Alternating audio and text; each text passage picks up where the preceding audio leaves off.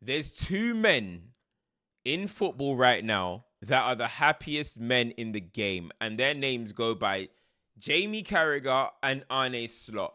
Liverpool win 1-0 away at Inter, and they are feeling real vindicated. They are feeling good.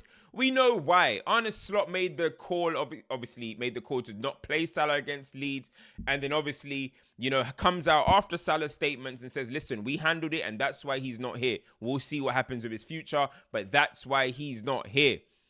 Didn't travel with us. Jamie Carragher came out with the most explosive 8 minutes we've seen in a long, long time. And he even came out and doubled down and said, this will be the win. I need this win more than anything else. I've never wanted to win so much.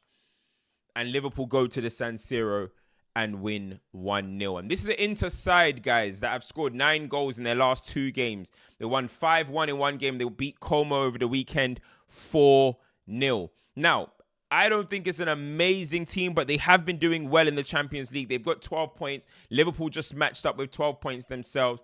But in totality of that game, you saw Liverpool set up a bit differently. Liverpool set up in kind of like a diamond shape in a way. You had Curtis Jones. You had McAllister rotating in that role. Szoboszlai rotating in that like kind of attacking midfield role. He put Wirtz on the bench, and he went with the 2 up top of Isak and Ekitike. Now, that did give Liverpool kind of a sense of control, because I thought, okay, Hakan coming off was a big loss for Inter. But I thought Inter didn't offer much. I thought it was a very boring game. But in totality, you go away from home to the San Siro. This is I wouldn't say as good as performance, but this is a very controlled, balanced performance from Liverpool. We didn't see no craziness from Konate. We didn't see no slackness from Van Dijk. And I thought Gravenberch today, actually, in this role, was really, really good. I thought he was impressive today. I thought over the totality of the game, he might have been the best player for Liverpool, right? So you had a sense of control. Was there... Joe Gomez was trying to get up. Now, if that's a Frimpong or Bradley, as you saw when Bradley come on, he offered more penetration. But you're going to obviously need your fullbacks to be getting up when you're playing narrow, right? And I actually looked at that Liverpool performance and I thought, do you know what? That was pretty good. That was pretty good in the totality. You got to put the context in that they are away at the San Siro. This is the Champions League finalists last season. Yes, it's a new coach and it's a new way. But as I said, they've scored 9 in their last 2 games. So we can't downplay that it's a big win for Liverpool. And it should be enough to give them automatic qualification, I believe, into the Champions League next rounds. Now, all the talk has been about Mohamed Salah. All the talk has been about Jamie Carragher. So the players on the pitch have to go and have a united performance. Now, funny enough, if Liverpool went and won 5-0, you'll just end up saying, oh, Inter are a really poor side. There is some beauty in winning 1-0 away from home. It is a level of, we got the job done. We dug deep together. We come in, we come out. And that is what that win can do for Liverpool. Now, I'm not going to sit here and start saying, oh, now all of a sudden Liverpool are going to go clear. But it's funny what unites players. It's funny what unites teams. Could this moment be that? I heard the commentators after the game saying, could this be the moment that unites them? Who knows? Because I wouldn't say that's necessarily always the case. That's all I'll say. I wouldn't say it's necessarily always the case. Still think they'll probably need Mo Salah over a course of a season, but I don't think he's going to play for Liverpool again. And I think a win like this is going to be something where the team look at themselves, not the team, the board, the board are going to look and say, do you know what? Let's start listening to offers from Saudi or whoever, right? Now, we'll see what happens. That I thought Wirtz's cameo, I don't think that was a penalty, by the way. I do not think that was a penalty. I thought that was soft, very soft penalty, a small grab. You look at it in slow motion, you know how the game goes. Don't think it was a penalty. But the UEFA rules are so soft. You know, the Konate handball. Ekitike handball. The rules in the UEFA are just soft. You just got to not put yourself in these positions, right? Wirtz came on. I thought there was one time he could have put a through ball in.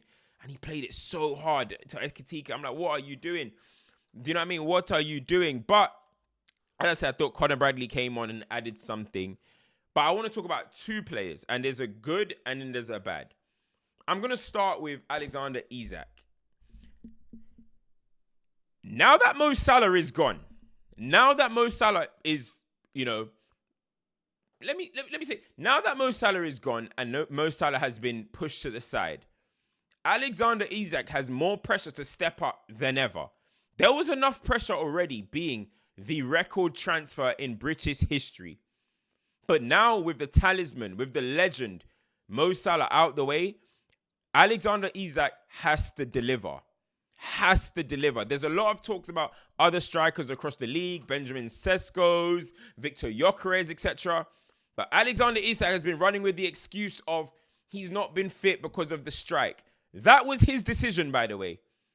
That was his decision not to go on strike. No one else's. Now he's fit. Now he's ready. He needs to turn up for Liverpool. They are looking for a new talisman, and it needs to be Alexander Isak. They are looking for a new Mo Salah, and it needs to be him. Because so far, though, I'm seeing bad touches. I'm seeing no goal threat. I'm seeing him strike the ball poorly. This ain't the Isak that I saw at Newcastle. And when the levels rise, you need to rise with them. And so far at Liverpool, it hasn't kicked off. But now is the opportunity to really grab it. Because Ekitike has shown in flashes that he's ready for that. Isak, in a diamond up top, he hasn't been good. In a 2. On the left, a 9 by himself, it hasn't clicked. And at this moment right now, there's never been more pressure for Alexander Isak to get back to the levels that he was playing at in the last 2 seasons. And I'm looking forward to seeing if he's capable of doing so. But now, that's Isak, 115 million. The money was crazy, or whatever it was, 115 million. The money was crazy. Was it justified? We will see. But the person I want to talk about in the positive is Dominik Szoboszlai. Dominik Szoboszlai, take a bow. Take a bow, because in a season where he could put his head down and just be like the rest of them, be like how McAllister's been, be like how Konate's been, be like the rest of them. But he has taken the mantle and said to this Liverpool team, I am going to emerge as one of the new leaders of the new look Liverpool. And he is having an absolutely brilliant season. Funny enough, this guy is having one of the best centre mid seasons in the league, while playing for a Liverpool team that are so bad at this present moment. And now I know it was only a penalty, but Szoboszlai, last season he was showing glimpses of improvement. But this year, he's playing on the right, he's played 10, he's played 8, and his engine, his composure on the ball now, and we know his ball striking ability is crazy. But I just see a sense of understanding that he is one of the big players in this team now. And I've got to give him massive praise. I liken it to that season when Chelsea fell off in 15-16 after winning the league with Jose Mourinho, and only Willian turned up that year. Only Willian. And I'm seeing that in Szoboszlai. In fact, I'm seeing some captain traits in him. I don't know if it's the number 8. I don't know if it's the slick hair. But what I'm seeing in him is something that Liverpool fans should really get behind. And now that number 8 was trashed by Naby Keita. But it looks like maybe finally they might have a Steven Gerrard-esque replacement. Big up Szoboszlai, man, honestly. But guys, Arne Slot, I'm looking forward to seeing what he says after the game. Big win for him. And, I think that was really good. And I look at Inter, that was a really disappointing performance. At home, I didn't think they offered much. I didn't think they had much penetration. I thought Lautaro, he had that little chance with the header getting in front of Van Dijk. But overall, I wasn't really impressed with with Inter at all. It wasn't an impressive performance. And listen, they're pretty much qualified as well. So they move. But if they're going to try and do anything like they did last season, they can't play like that. Let me tell you that, guys. But let's get into Barcelona. A quick one with Barcelona. Barcelona win 2-1. Jules Koundé, 2 goals. Now, listen, I did not expect that. I was literally, guys, wrote in my group chat, Koundé has been so bad this season. And then he pops up with 2 goals. 2 goals. Now, where would we have ever thought that Koundé is going to score 2 goals like that? You know what I mean? If is anyone going to bail them out, you're thinking about Loa, you're thinking about Rafinha, you're thinking about Yamal, etc. But Koundé pops up in the box with 2 absolutely brilliant headers. And you know what? Big credit to him, because I still don't think he's performing the greatest. I think him and Lamine Yamal link up at the moment. I even saw them talking during a water break. The synergy's not there this year. They don't know whether to overlap. They don't know whether to underlap. They just don't really have much of a connection this season. And it still carried on even after the 2 games. I don't think them two are meshing well at all. And I think, maybe couldn't they go centre-back and create a partnership maybe with Kubasi in midfield? In centre-half. And then Barcelona sign a right back in the January. I don't know, but I don't know. I'm just not feeling that connection at the moment between the two. And it carried on, as I said, after the goal. Even after the goals. But I think in totality, I'm looking at Barcelona and I'm looking at the substitutions. I thought De Jong's cameo was a bit off, but Marcus Rashford came on and had a good impact off the bench. I think this season, Marcus Rashford has been dropping dime after dime after dime. I think he's got 8 goals, 6 assists for Barcelona. 6 goals, 8 assists for Barcelona. 2 goals in the league, not good enough. Definitely need to get that up. But in terms of coming on or being an outlet and putting these crosses into the box, I think he's one of the only ones that actually just look and say, I'm going to put a cross in. And the ball that he put into Koundé was absolutely brilliant. Absolutely brilliant crossing. He's been dropping dimes. Now we want a little bit more goals. We know he's got 4 goals in the Champions League, 2 goals in La Liga. That can definitely improve. But this is what you want. If Rafinha's not getting it done. And the thing is, when you're playing against Rafinha, you're going to work hard because he presses, he sprints, he's always at it. So Marcus Rashford coming off the bench for someone like that, it's only going to tire you out. It's only going to make it hard for you. You know what I mean? And that is exactly what his role is going to be probably later into the competition and later into the season. Good to see the front 3 back together.